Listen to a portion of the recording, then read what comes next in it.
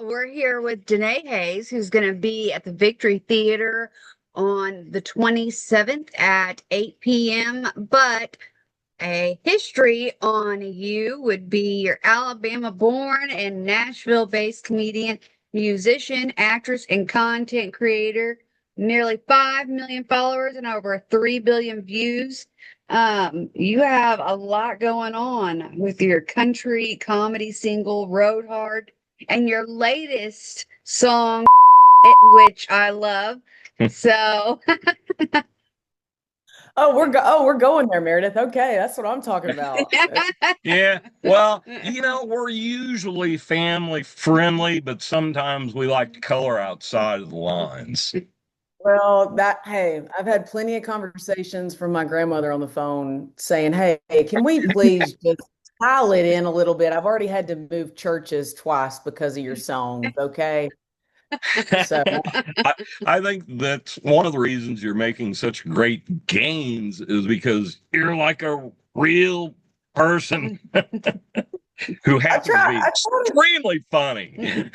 Thank you. No, I try to be. When we're writing music, it's fun because living in Nashville, there's so many incredible songwriters here, and a lot of them have to kind of write within like a certain box because they're trying to get it sent to country radio.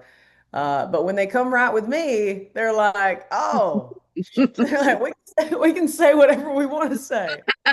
You're like a triple threat because you are a comedian, you're a musician, and you're an actress with movie appearances in Mother Nature and the Doomsday Prepper, as well as Summer Camp.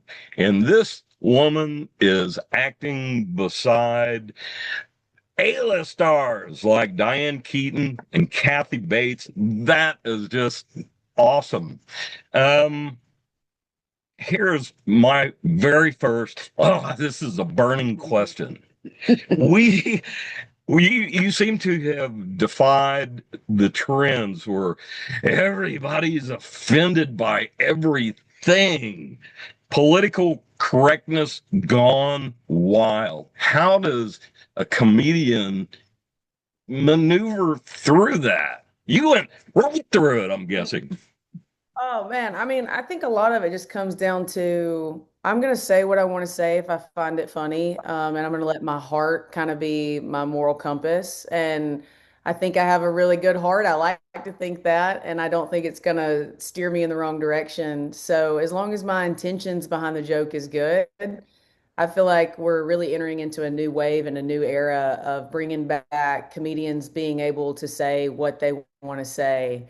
Because at the end of the day, it's comedy. It's meant to press lines. It's meant to make you laugh. Now, obviously, there's nuances to that. If you're up there being hateful, then you're going to get backlash for that. But I think if your intentions are good, the line of what you can say has definitely spread out over the past couple of years, which as a comedian, I love it. Yeah, yeah. so how long have you been performing professionally? I started, my story is kind of unique in the sense of back in the late, I would say maybe October, November of 2023. I took a meeting with my agent and I was sitting in a boardroom in front of all these big wigs. And they said, "Today, have you ever done stand up before?" Well, I had done one open mic night for 4 minutes. And so I thought, well, it's not a lie if I say that I've done stand up before. So Stretch. yeah. So I said, yeah, yeah. No, I've definitely done stand up. And they were like, "Oh, great." So what we'd like to do is book you like 6 or 7 comedy clubs and see if the tickets sell well. And I was like, "Oh, would it be like for 10 minutes? Like, would my set be for 10, 15 minutes?" He was like, "No, like you're headlining, you'd have an hour." And I was like, "Oh, no, sorry. Great. That sounds good. My bad." So Wow. they booked 6 or 7 comedy clubs and they all sold out within like 2 or 3 days, which seems great until you remember that I've never done stand up before and I have to do it the first time for an hour. So to answer your question, Meredith, I started those shows were in February of 2024. Wow. What a Oh, what that a definitely is unique. what a brave lady. Here's my question to you, knowing that you are multi-talented, what's more important? If somebody held a gun on you and said you had to pick one or the other, is it your comedy or your music? You know, oh God, comedy has been something that I have loved since I was a little girl. I just think it's been the gift that God gave me, and if I don't use it, I feel blasphemous almost, you know. However, music, because I'm so new to music as well, I absolutely love writing songs. I love thinking about writing. I love singing. So they fill two different cups, but I would have to I would have to choose comedy because that's been my heart's desire since I was a little girl. So, when did you start being funny? Was it natural right out of the gate as you were growing up? Yeah, I was holding court at the local roller rink on Friday nights. I was gathering a crowd of the kids and the adults, but I can remember a couple of people would come up to my parents when I was a kid and they'd say it in front of me, but they'd be like, "Your daughter, she's going to be a comedian one of these days." And every time I heard that word, I was like, yeah, I don't want to be a real estate agent like my mom, or I don't want to be a police officer. I want to be a comedian. And so I would say as a young age, I mean, my dad bought me a camcorder when I was 10 years old. I Wow. think he found it at the local Goodwill, probably with some dirty videos on it, but he brought it home and he was like, "Hey, you can film anything you want to film. You just can't be naked." And I was like, "Oh, no problem." So I started filming everything I could. And I would edit the videos and make them look like sketches, you know. And then on Saturday nights, I'd make my parents sit down on the couch and watch them because I always wanted to be on Saturday Night Live. So I've loved making videos since I was 10 years old. That is great. So it was your own Saturday Night Live. That's Um, right. what do you find most challenging being on the road? There's times where, because as a comedian, you're not traveling with a whole bunch of people. It's literally me and my videographer. And that's it. And he's a guy, so we have two different hotel rooms. So oftentimes I'm sitting in a hotel room by myself, and I'm watching friends and family on my phone do things back home that look really fun. And during the shows, I never feel that way because it's so exciting and it's energetic. But I would say the most challenging part is oftentimes missing out on fun things, um, just because you're traveling, you know. So I've had to do better at like FaceTimes with friends and family and phone calls while I'm sitting in a Holiday Inn Express in Fargo, North Dakota. Um, Things like that. But once the show comes around, all those feelings go away and you have something to look forward to. But it's the middle of the day where you're like, man, I really wish I was at home right now because my friend's having a get together and I'm missing it. Your situation seems to be unique in many different aspects. Most comedians, I think, would have one of the questions that I had for you was, hey, tell us about a show where you stepped out there and nobody was with you. It went horribly wrong, but it sounds like you just came out of the gate charging, headliner and Yeah, all. yeah, I've been really, I won't lie to you. I feel very blessed. I think the reason it feels so unique is because, 10 years ago, you had to build your audience on stage. And obviously there's still a lot of that in this business, but I think the reason what I'm doing may feel unique is because I built my audience off social media, and then I was able to start selling tickets to the people who already knew who I was on social media. So there is a level of comfort and like a security blanket when you're selling tickets to people who've already seen a bunch of your stuff on social media because you know they Yeah. naturally they gravitate towards your sense of humor. But there was one show that I was like, You remember it well. I was like, get me the hell out of here. I was like, it was as if somebody stuck a massive vacuum in the room and just sucked all the air out. And I was like, did something happen today that I'm unaware of? Is mercury in the microwave? I mean, what is going on? Like, it was bizarre. You care to disclose any cities or locations? I think I'll save that one so that they don't murder me the next time I go out there. And I'm sure if anybody's listening from that area, they were probably like, "Oh, I know exactly what show she was talking." So, so who on your list of stand-up comedy people are your idols? Like, who do you idolize? Do you idolize anybody? Oh yeah, I mean, I was 10 years old when my dad brought home the Dave Chappelle double DVD, and a 10-year-old should not be watching the Dave Chappelle show. Yeah, I just remember being up in my room watching Dave Chappelle on DVD, and my dad walks in, and he originally just stands in the doorway laughing, and then he started laughing so hard he ended up sitting on the foot of my bed, and we finished the DVD in like an hour later because we're just laughing our butts off together. But I love Dave Chappelle. I love Cat Williams.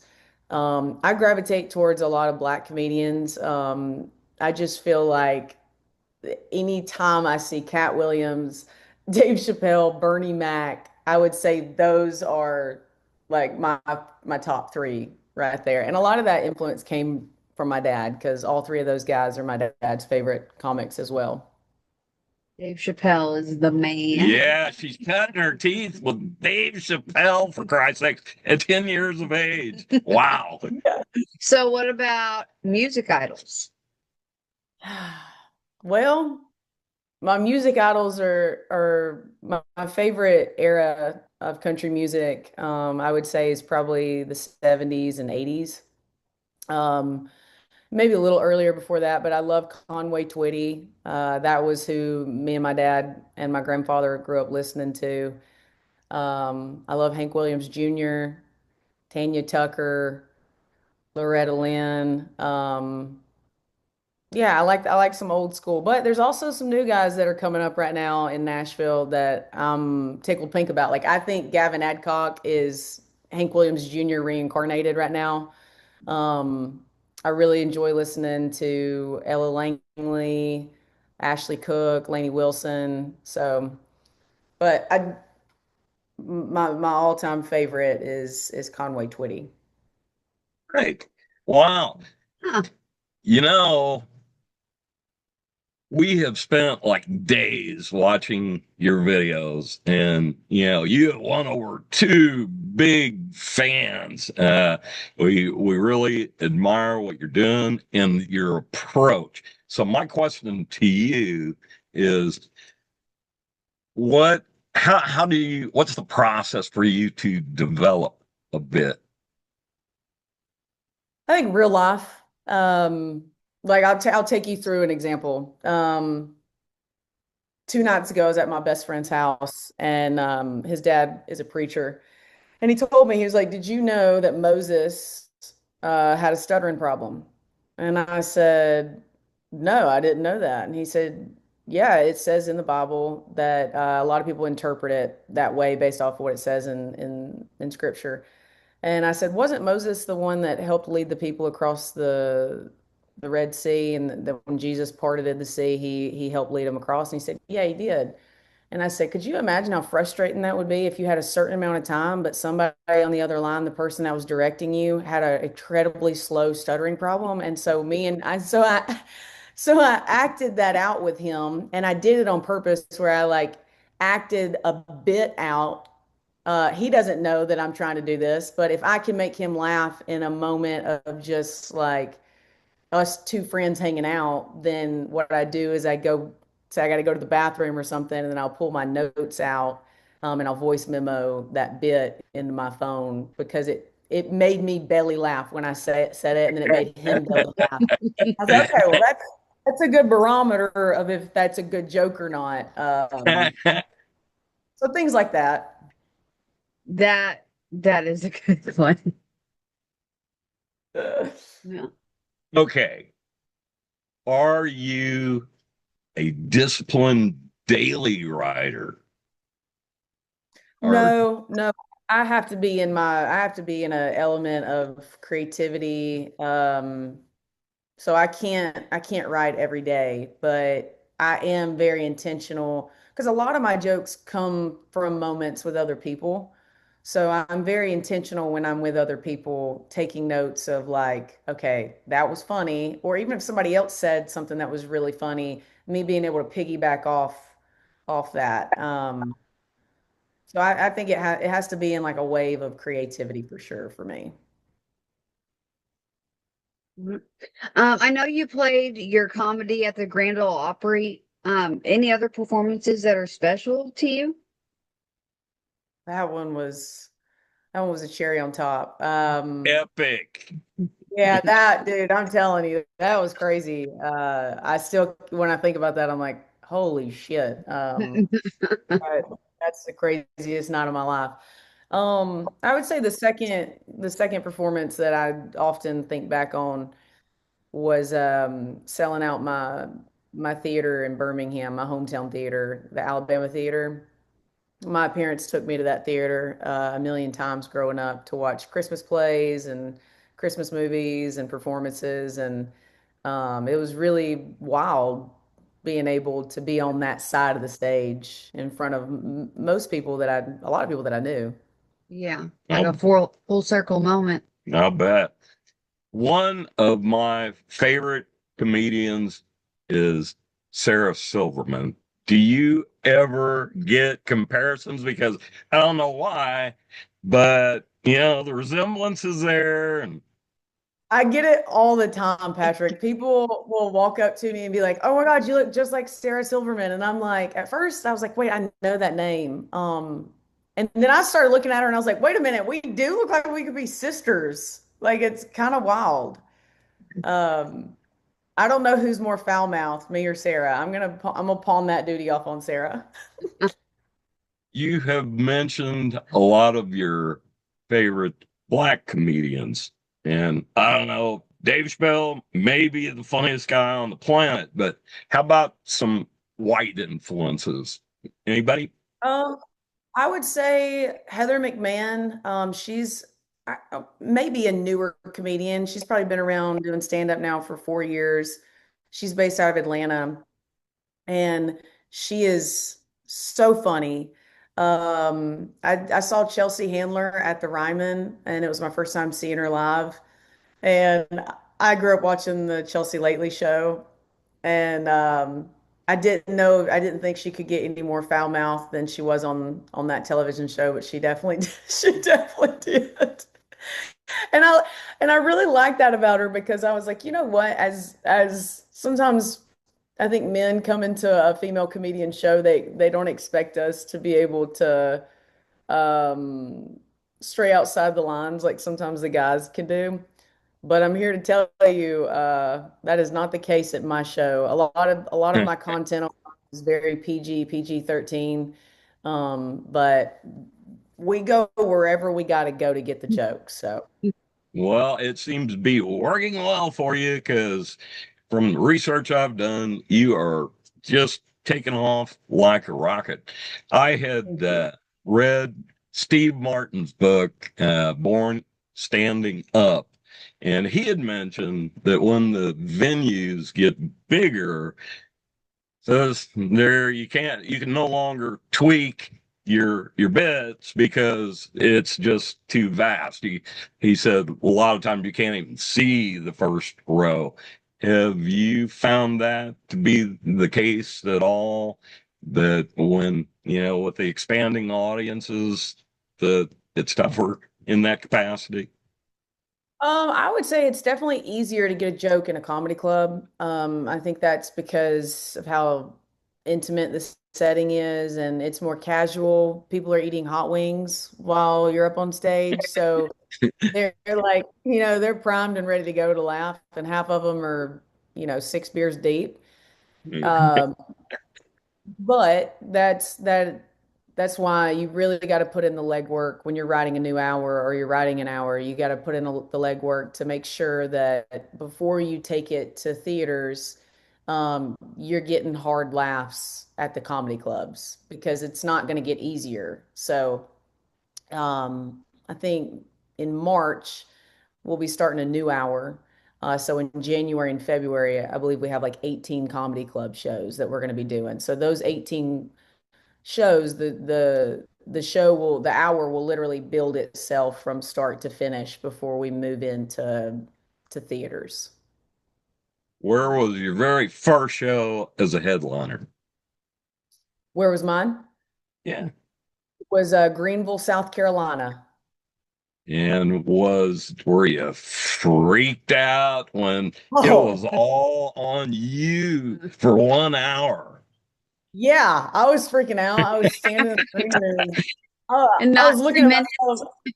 myself. Yeah, I was like, what did I sign up for? I was like, what am I doing right now? And then I just kept looking at myself thinking, you're an idiot. I was like, you are such an idiot for wanting to do this. And then as soon as I got out on stage, it just stopped. And I was like, oh, okay, I can do this. I was like, but that whole green room situation, if we could fast forward through that every single night, that would be wonderful. Because I really don't want to have to start taking beta blockers in order to get my job done, you know? The magic found you that very first performance. Yeah, truly, I think so. And not to get all sentimental here, but I really do believe that when you are following that little whisper inside of you that's telling you you really want to do this, you really want to do this. When you follow that, I don't think it lets you down. And not to say it won't be challenging, but I think there will always be a sense of ease and peace as long as you're following exactly what you're supposed, what your heart desires. Well, we're curious what you would like to tell our tri-state audience. Well, I'm so excited about Evansville. My girlfriend's entire family has chosen to come to the Evansville show, which, the last conversation I had with my future father-in-law was about how to maximize my Roth IRA retirement account. And the next conversation will be him actively watching me do something very dirty on stage. There's about a yeah, and so I told my girlfriend, I said, no matter what, put him in the shadows because if I have to make eye contact with him while I'm doing this, I will bury myself underneath the stage. Uh, Lord have mercy. And they were so excited to tell me. They were like, we can't wait. We're coming to Evansville. And I put on a front. I was like, woo, I'm so excited.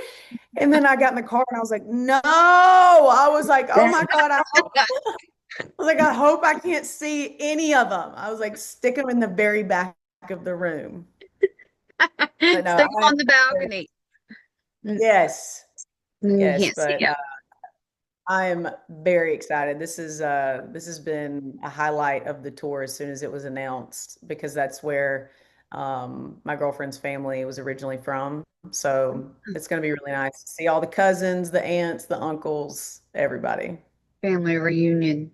Well, if you have time, because I know you said you're bored during the day, but it sounds like you're going to be busy, you're more than welcome to stop in here because it is a lot of fun in here. So, We Okay. believe that good music and good fun go hand in hand. We really do.